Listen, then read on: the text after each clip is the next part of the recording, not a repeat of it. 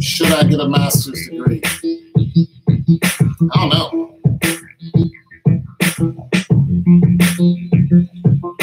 Tell you how much a master's degree costs?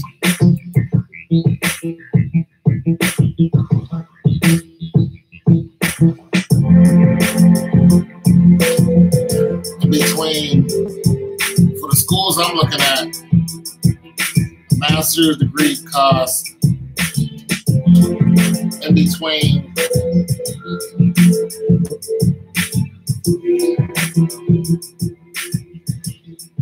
a master's degree costs in between $15,000 to $30,000. I'm just trying to figure out, should I, you know, here's the thing, you know, you get a degree, you get a degree, period. You know, you're pretty much spending $30,000, $40,000 or whatever it costs you. And then you're trying to make that money back. You know, but of course, if you go through Sallie Mae, then it's almost like you don't make it back. You know, not unless you do really good in your field. You know, really, really good. Like if you choose to be an artist and nobody, the market isn't looking for an artist, you're going to be using your degree to do something else because art may not be that hot in the area that you're in, or you relocate. But if you choose to be a electrician,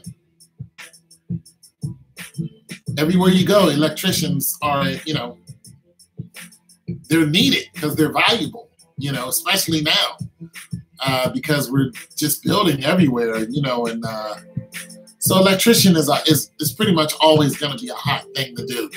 Even when we have spaceships, you know, electricians, they know how not to blow up your spaceship. You know what I'm saying? So it depends on what market that you're looking at. And in some cases, like my case, my degree is in healthcare. If we're in space, there's always a need for healthcare because we have to be healthy. It's healthcare management. So it's a hot field that's always going to be hot. It's, you know, that's just, it is what it is. So the question is, do you really need to get a master's degree? Now, to be a manager, all you need is a 4-year degree to be a healthcare manager at a hospital, at a just a healthcare facility. You just need that 4-year degree just to be a manager. But if you're trying to climb that ladder, you know, then you get your MBA. Costing between, like I said, 15 to 45, depends on where you go. The schools in my area, the top schools in my area, it'll cost you in between. Okay. Thank you for your input. So the top schools in my area, you're looking at 30,000. You're, like I said, between 15 to 30,000. Then you're looking at the average pay before your master's degree and after your master's degree. So with just a bachelor's degree, your average pay, actually it's gone up now that I've looked at it, for a hospital administrator is $100,000. That's your average pay. But not everybody walks in the door of hospital administrator. You know what I'm saying? They just don't. So you would be looking at coming under that somewhere, falling between 70 and 80. That's great for a bachelor's degree. You know, especially in this area, you know, 70 and 80, in some cases 50, depends on what it is. But still, even if you're starting off at 50, that's not too terrible. You know what I mean? 50 is a half decent living. You know what I'm saying? You know, you can go and get a house making $50,000 a year. You know, you can get yourself a little house payment and be okay. And the good thing about healthcare is, being that it's so hot, everybody's looking for a healthcare manager. Everyone. And one reason is because in the healthcare field, what is happening, there's a movement in the healthcare field where a standalone hospital is just not going to survive. So what they've been doing is merging together. And of course, you know about your HMOs and PPOs. Well, a lot of those HMOs and PPOs were just standalone complexes at one time. But when one group joined together and they started going strong, other groups looked at them like, we want to get in on that. So they either tried to join that group or they joined with another group. And now just standalone hospitals that's just out. It's just old thinking, period. You're not going to survive if you're a standalone hospital. You're just not. You're going to get beat. And what's going to happen is the customer, the patient, regardless of what kind of hospital it is, that patient is going to be looking at the hospitals that can give them the best care, of course, and is closer to them. So let's just take a cancer patient. And let's use an example of a city general hospital, just a general hospital. General hospitals are usually the ones that sit right smack dab in the city. They get a lot of customers, but they get a lot of customers that don't have a lot of money. So with the way things are going now with Obamacare, you have a constant influx of people who are on Obamacare, but the hospitals can't afford long-term care for those who have Obamacare. So you get the dichotomy. It's like we have 120 beds. If somebody comes in and they have Obamacare and they're terminally ill, say they need long-term care. If you need to do it, not just for adding more loans, you're going to waste your time paying for it, but do it as free. Okay, for one, if I do, it's like I don't have any loans to pay. All my loans have been taken away from me because I'm a disabled veteran. Excuse me, because I'm disabled, not because I'm a disabled veteran, because I'm disabled. Now, if that changed, or let's just say that I went out and started making, let's just say that because I get my degree in September, but I could pretty much walk into somebody's door and say, hey, I get my degree in September, do you need a healthcare professional right now in the management, field? What they're going to do is they're going to call Franklin, they're going to call the university, and they're going to say, is this person graduating in September? And they're going to look at my records and they're going to go, yes, he is. They're going to say, yeah, come on in. Because for one, they need people. And for two, they don't want you to start putting your resume out and everywhere else. They're just like, come on, we'll take you right now. You know what I'm saying? That's how it's going right now. Because healthcare is just a constant.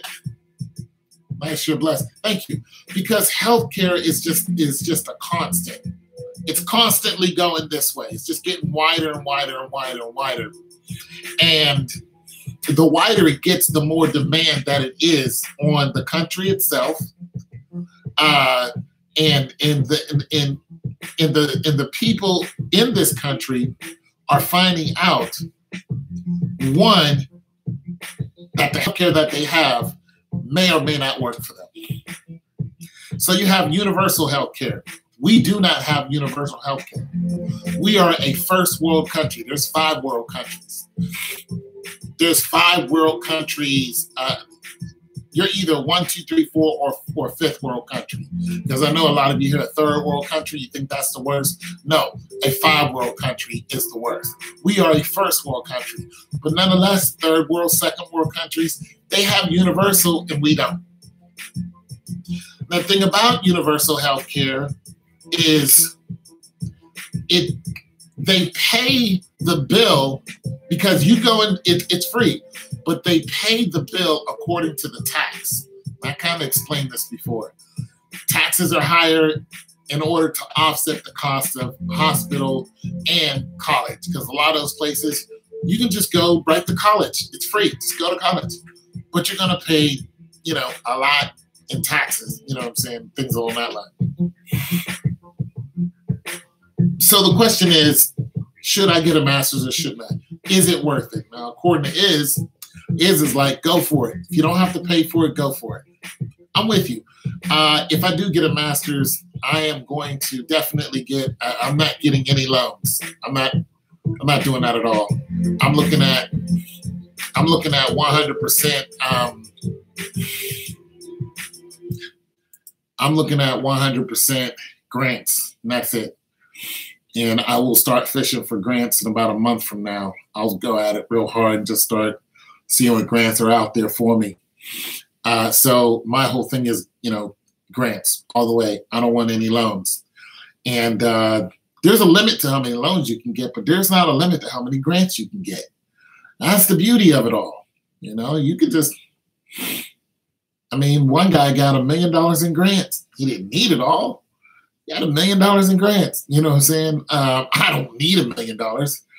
I need about 30,000, more like 35. About 35,000, almost 40. Depends on what school I pick, but I would need just a little bit of cushion so I can just do nothing but study. Yeah,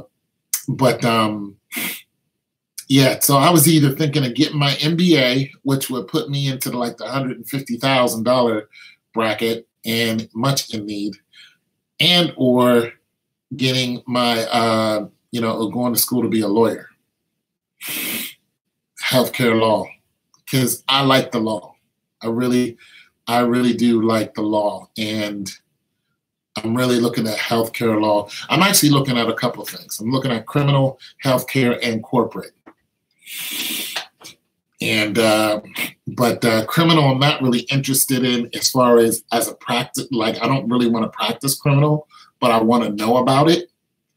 But healthcare, I definitely want, because I want to be able to present contracts to the government. So I want to be able to look at our situation as it is and say, okay, Obamacare is doing this, Obamacare is doing that, but it's not doing this. So I hear a lot of people complaining. What about those who are terminally ill, long-term illnesses, and their children? It's not like they can go out and work and get this. They're terminally, long-term illnesses. Not everybody can make it to St. Jude. What about this hospital denying this person? So it's kind of, I want to fight for the little guy, or woman, that's kind of where I want to be at. I don't want to be a sue happy, lawyer. I don't want to walk in and shut people's hospital down. I want to do the opposite. I want them to take on some of these patients that they're not, because they have Obamacare, and I don't want them to ship them off to some hospital 2 hours away from where they live because they only have Obamacare. This is happening right now, and it's bothering me. And I figured that I might be in a position to fix it. So that's kind of where I'm going. I know it's a pipe dream, but nonetheless, you got to start somewhere. So I'm looking at maybe getting into the legal system. Healthcare lawyers are paid $150,000 and up, depending on a hospital, but usually average about $150,000. That may sound like a lot of money, but once you take your taxes out, your cost of living, excuse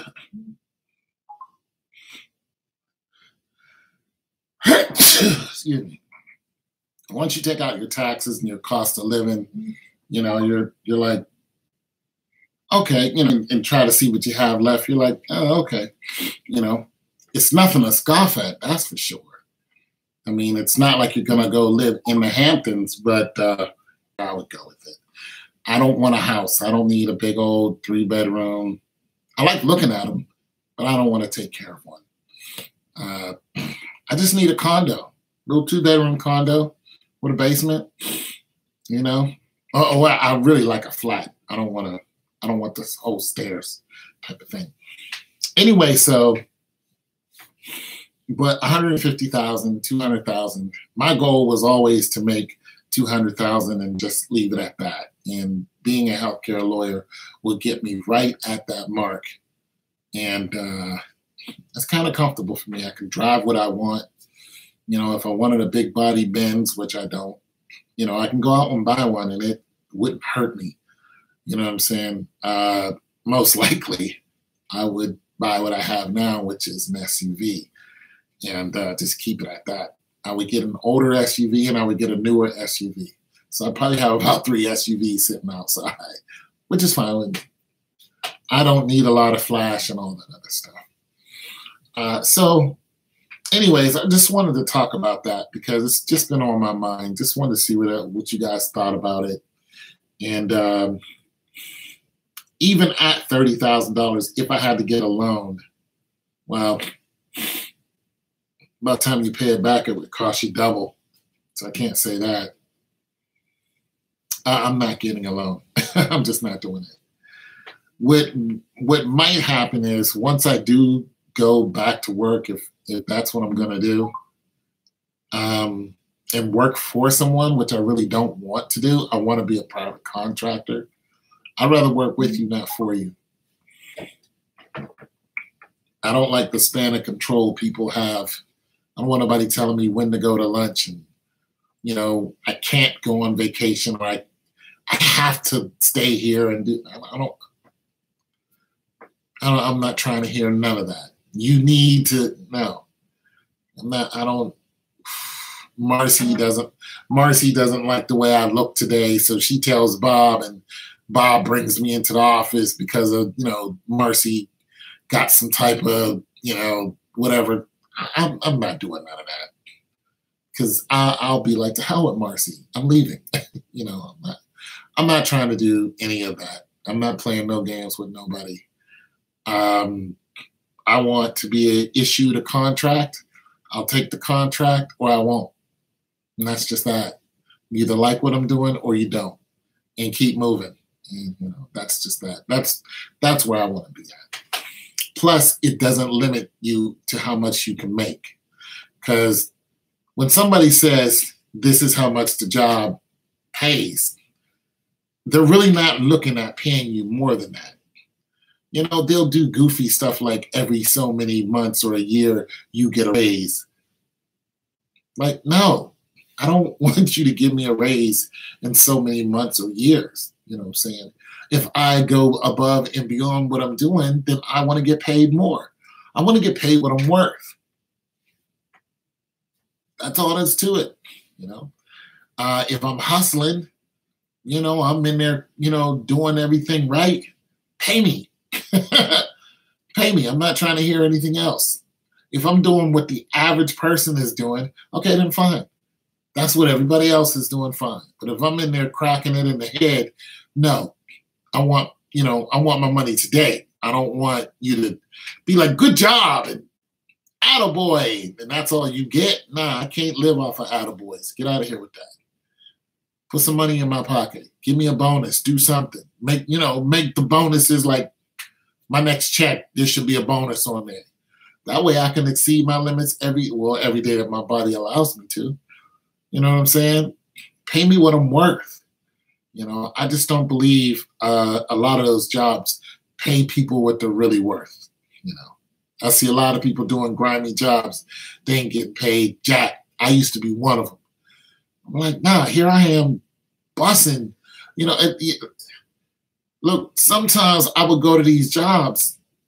I would get on this job and I would bust my butt so hard, so fast. I literally worked myself out of a job. You know what I'm saying? Maybe just watching me like.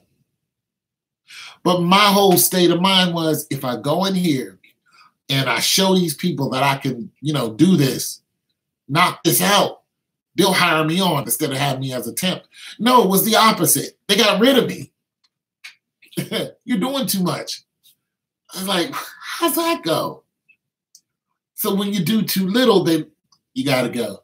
You know, they want you to be average. Just be quiet and just do the app. Nah, that's not my personality. My personality is get in there, let's go. What's popping? You know what I'm saying? That's how I look at it. That's how I look at jobs. If it's something that I know I can do, I'm running up on it like, what's up? You know, like, bam, bam, bam, bam, bam, bam, bam, bam, bam. What's up? Where's the rest of it? Let's go. Blah, blah, blah, blah. Let's go. Let's get it. Pay me. Pay me. I'm not trying to hear nothing else. But they're like, that's a good job. See you tomorrow. Yeah. Then they call the temporary service and say, hey, we don't want that guy back. They do that to me. I'm just like, nah, man. But it was telling me something. You know, it hurt because you need that money right now if you're working at a temporary service. But it hurt so much. Like, man, I just needed another 2 days. I just needed another $150 to lock this down. And they know that's what you need. But they know that they're hurting you by telling you you can't come back tomorrow. And you did nothing wrong. So I'm not really trying to do the whole 9 to 5, you know, make good money and then them fire me just because somebody, you know, doesn't like my haircut or my natural hair or, you know, my skin color or something. I don't want to hear nothing. No. You know, Bob doesn't, you know, didn't like the way I looked at him today. Tell Bob to get over it. But that's how it is. You know what I'm saying? Behind those desks. I don't want to live like that. I call it being cubed. I don't want to be cubed. You know, if I don't feel like going to work, and I'm not going to work. If I feel like going to work, I'll go to work. If I feel like going to work all day, if I want to work till sun up to sundown because I'm in that groove. I don't want to hear you say, you know, work day is over. No, it's not. It's over for you. It's not over for me. I'm still in it. You know what I'm saying? And the next day, if I don't feel like doing nothing, I don't feel like doing nothing. So that leaves me at 1099 instead of W-2. And I've been 1099 for years. I stopped working for people a long time ago because I kept getting fired. I got tired of it. Now, just because I have a degree doesn't change my mind, you know. Come work at this hospital. The hospital is a cube. I'll work with the hospital. The hospital got some outside contracts they need done. If you need an investigator, you know, to go and look at, you know, some of these hospitals to see if they're clean the right way, oh, yeah, I'm all about that. I'm all about that, you know. I'll run up in there, you know what I'm saying? You deputize me real quick. I'll run up there and say, hey, I'm working for the local government. I'm one of the inspectors. And I'm, you know, got my little list here. And I'm going to walk around your hospital and just check off what is and what isn't. Like that. Fill it out. Send it to whoever it is. Could be the government because they do stuff like that too. Send it to the government. They send you your money. Just like that. If they think that place needs to be under inspection, or if they've had rumors about that place, then what they'll do is they'll send an inspector in there, and you'll go in. You know what to look for. They'll give you a whole list of what to look for. Things that are out of place, in place, so on and so forth. And then they'll have a rating, you know, and you fill out your report and you send it in electronically, boom, or by email, and they'll take it, look at it, send you your money. You know, it's just like doing a what's what those shoppers called, where you don't know that they're shopping your place. It's the same thing. And a lot of restaurants get shut down like that temporarily. You know, you walk in there and you see roaches. You know, you walk in there and you see roaches, and you see nobody step on a roach that's obviously there. Like they're not surprised that roach is there, because let's get this straight: roaches live underground. Okay, they can pop up at any time. That's not the big deal. The big deal is if you're sanitizing your spot, and you got Orkin out there on there's a schedule that needs to be held. And if they're out there on schedule, on time, you know, and you keep doing that inspection-wise, and you keep that up, eventually they just don't want to be bothered with you. That's how you keep them away. That's how you keep your spot clean. You know what I mean? So, you know, I worked in the restaurant business probably 10 or so years. Before I went into the military, I was a cook. When I went into the military, I was a cook. When I got out of the military, I was a cook. Till I just got tired of cooking for people because they were ungrateful. So I know my way around the kitchen. You know what I'm saying? I can walk into a kitchen and look at the fryer. I can look at, you know, other things and be able to tell if this kitchen is kept right. You know, even when it's at full swing, you know, I can just sit back and look. Can look at the people working in the kitchen. Can tell by their, you know, what they're wearing, you know, their whole swag, everything. Just look at them. Then you run up in the kitchen and, you know, start opening refrigerators, and you'll see what it is. You see the place is just a mess. There's food everywhere. It's not a clean kitchen. So, anyways, just some conversation. Just some conversation. Not a very hot topic, but appreciate you guys stopping by.